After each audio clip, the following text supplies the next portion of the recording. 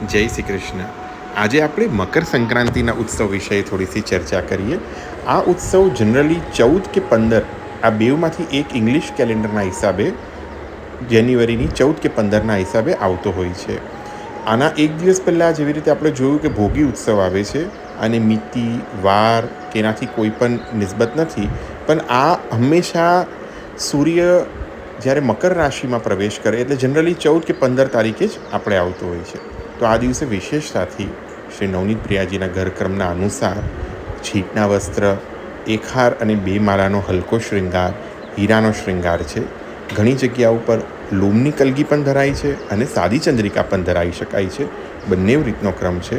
જો ઠાડા સ્વરૂપ બિરાજતા હોય તો એવી જ રીતે સૂથન, ચોલી, ઘેરદાર વાગો અને પાક ચંદ્રિકા કે પાક અથવા લૂમની કલગી બંનેમાંથી કોઈ પણ શૃંગાર લઈ શકાય છે. હલકો શૃંગાર થાય છે. થાળા સ્વરૂપ હોય તો 3 માળા, ત્રવલ, કંઠાભરણ. લાલનનું સ્વરૂપ હોય તો નુપુર, પોંચી, કંદોરો, દુગદુગી, એક કંઠની માલા, શ્રીઅંગના 12ની 1 માલા, નીચેની ત્રવલ કંઠના માલાની, કર્ણફૂલ, સિરપે શીશ ફૂલ, પાગની લળ, લૂમ કે લટકન જોરો કે લૂમની કલગી કે ચંદ્રિકા આવો શૃંગાર કરી શકાય છે. સાથે વિશેષતાથી છીટના કવાઈ રૂપી વસ્ત્ર એટલે બધા જ વસ્ત્રમાં રૂઈ પધરાવેલા હોય. છીટના મોટે ભાગે કેરી ભાતની ડિઝાઇન પ્રિફર કરવામાં આવે સંપ્રદાયમાં.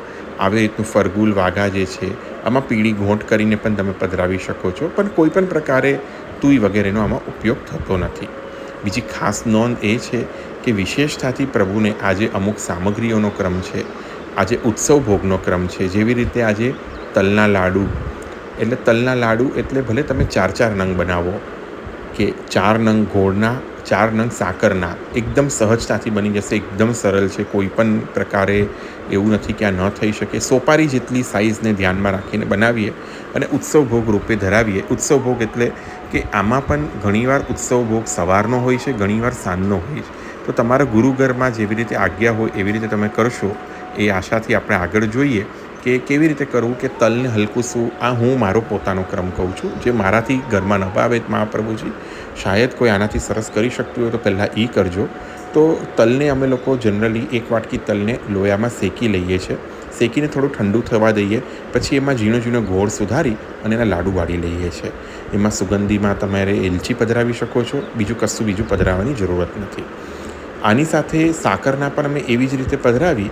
એટલે અમે લોકો 1 વાટકી તલ શેકી લઈએ, એમાં 1 વાટકી બુરું ખાંડ, થોડું ગુલાબજલ નાખી અને એના લાડુ વાળી લઈએ છીએ. આવી રીતે તલના અને ગોળના બંને લાડુ આવે છે. યથાસંભવે 2 નંગ, 4 નંગ જે તમારાથી થાય એ. માખણ, મિશ્રી, દહીં, ફલફૂલની અંદર ખાસ વિશેષ પ્રકારથી બોરનું મહાત્મ્ય છે, એટલે બોર પ્રભુને ખાસ ધરાવવા. બીજું, બોરની સાથે નમક કાલી મિર્ચની કટોરી અવશ્ય પ્રભુને ભોગમાં ધરવી. આ ઉત્સવ ભોગ છે. જો સવારનું મુહૂર્ત હોય તો શૃંગાર થયા પછી એક ચોકી ઉપર આ સામગ્રી સાજી પ્રભુને તુલસી દલ વગેરે પધરાવી, ધૂપ દીપ જો સંભવ હોય તો એ કરી ને પ્રભુને નિવેદન કરીને આ સામગ્રી અરોગાવી. અને જો સાંજનો ક્રમ હોય તો ઉઠાપનના ઘંટનાદ કરી ઉઠાપન ભોગ સાથે પણ આ ધરાવી શકો છો. ઉતાવળ હોય તો રાજભોગ સાથે પણ આ સામગ્રી ધરાવી શકો છો. સકડી ભોગ જો આપણે ધરતા હોય તો ખાસ કરીને વિશેષતાથી 7 દાનનો ખીચડો, અમુક જગ્યા પર એને થુંગર પણ કહેવામાં આવે છે, એ આપણે અંકિતભાઈ વાલા જે મારા સારા મિત્ર છે એમને બહુ જ સરસતાથી બતાડ્યો છે. નિગમભાઈ ઠક્કર એ પણ મારા બહુ જ સારા મિત્ર છે. એમના બંનેના વિડીયોઝ તમે રેફરન્સ તરીકે જોઈ શકો છો. મીઠો ખીચડો, નમકીન ખીચડો બંને વરોગે છે. અમુક ઘરોમાં આ રવિવાર એટલે જો મકર સંક્રાંતિમાં મીઠો ખીચડો, નમકીન ખીચડો અરોગે તો બીજા 7 દિવસ રહીને મીઠો ખીચડો અરોગે. અમુક જગ્યા ઉપર સવારના નમકીન ખીચડો અરોગે તો શયન ભોગમાં મીઠો ખીચડો અરોગે. અમુક જગ્યા ઉપર બંને સાથે પણ અરોગે છે. ભગવત કૃપાથી જે કંઈ પણ તમારા ગુરુઘરમાં આજ્ઞા હોય એવી રીતે પ્રેમથી કરજો. વિશેષતાથી આજે બેરનું શાક આવે. બેર એટલે આવી રીતે બોર, આપણે ગુજરાતીમાં આ બોર છે, આવા બોરને ખમણી નાખી અને આપણે સંભારિયાની જેમ વઘારીએ એવી રીતે આને વઘારીને શાક કરવાનું છે. દૂધઘરના વૈષ્ણવ હોય તો માત્ર ઘીમાં જીરાનો વઘાર કરી, લીમડો સરખો એવો પધરાવી, કોથમરી પધરાવી ને આને ખાલી સંભારાની જેમ સોટે કરશો તો બહુ સુંદર ભગવત કૃપાથી શાક થાય છે. નમક જ પધરાવવાનું. આના સાથે વિશેષતાથી પૂવાની સામગ્રી અરોગે છે. એ પણ અંકિતભાઈ ને નિગમભાઈ બંને બહુ સરસતાથી બતાડી છે. શોર્ટકટમાં જો કહું તો ઘઉંના લોટની અંદર ચારોળી, ગોળ આ બધું પધરાવી, સૂકો મેવો બધું પધરાવી, ગોળ પધરાવી નાના નાના ભજીયા જેવા ઉતારવાના છે. એને પૂવા કહીએ છીએ. તો પૂવાની સામગ્રી છે. આની સાથે રાજભોગની અંદર વિશેષતાથી આજે ઠાકોરજીને આ બધી સામગ્રી થવા બાદ રાજભોગમાં વિશેષતાથી ગેંદ ધરાવવાનો ક્રમ છે. પતંગનો ક્રમ આપણે આ નથી, આપણે આ ગેંદનો ક્રમ છે. ગેંદ એટલે બોલ.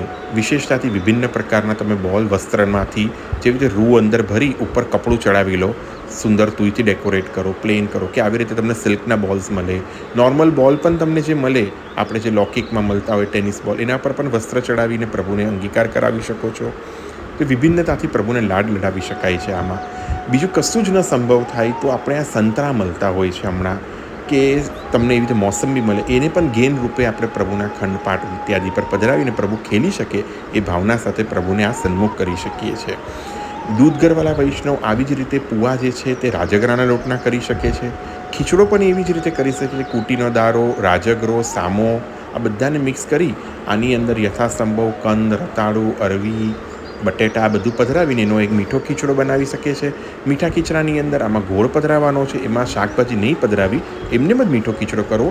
અને જો નમકીન ખીચડો પધરાવવો છે તો એની અંદર બધા મસાલા, એટલે જે દૂધગરમાં મસાલા આવતા હોય તે જીરું છે, સિંધવ નમક છે, લીમડો છે, કોથમરી છે, આ બધું પધરાવી અને એને મીઠો એટલે નમકીન ખીચડામાં સિંધવ નમક પધરાવીને અળગાવી શકીએ છીએ. આ બધા એનો ખૂબ ખૂબ આભાર. જય શ્રી કૃષ્ણ. ધન્યવાદ.